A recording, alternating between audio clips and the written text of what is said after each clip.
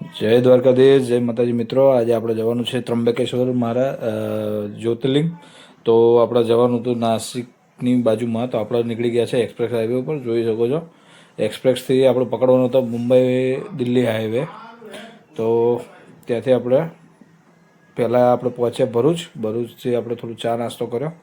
ચા નાસ્તો કરીને હવે આપણે જવાનું છે એક્સપ્રેસ હાઈવે. તો હતો જ પકડ્યો. તો જોઈ શકો છો કેવો જોરદાર બનાવ્યો. લગભગ 8 લેન હાઈવે છે, પણ સરસ હાઈવે છે. મતલબ ત્યાં વાપી સુધી ચાલુ કરી દીધું છે અત્યારે.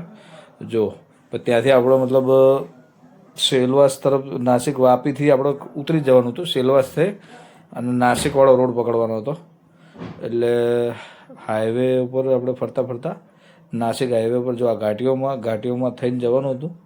સરસ રોડ બનાવ્યા છે શેક સુધી. મહારાષ્ટ્રના પણ રોડો બહુ સરસ છે. આ સવારનો થોડો આપણે વેવ લઈ લઈશું. ઘાટીઓનો જ છે, મતલબ ભયંકર ઘાટીઓ. થોડી ચલાવવાની થોડું અકવાડ લાગે છે, પણ મજા, આનંદ અલગ છે. અને આપણે પ્રભુના દર્શન કરવા જઈ રહ્યા છીએ, જ્યોતિર્લિંગ આપણું ત્રંબકેશ્વર. તો આ સવારનો મોર્નિંગ વેવ સારો એવો હતો. થોડું રિસ્કી પણ હતું, પણ મજા પણ પડી.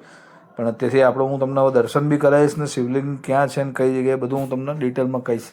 તો બન્યા રહેજો મારી સાથે બ્લોગમાં. આપણે ફાઇનલી પહોંચી ગયા છે ત્રંબકેશ્વર. ત્રંબગીરી પર્વત દેખાય છે જો સામે. પછી આપણે ચા નાસ્તો કરી લીધો. નાવા ધોવાનું હતું ત્યાં હોટલે, ફ્રેશ થઈને આપણે ચા નાસ્તો કરી અને હવે આપણે મંદિર તરફ રવાના થઈ રહ્યા છીએ. મંદિર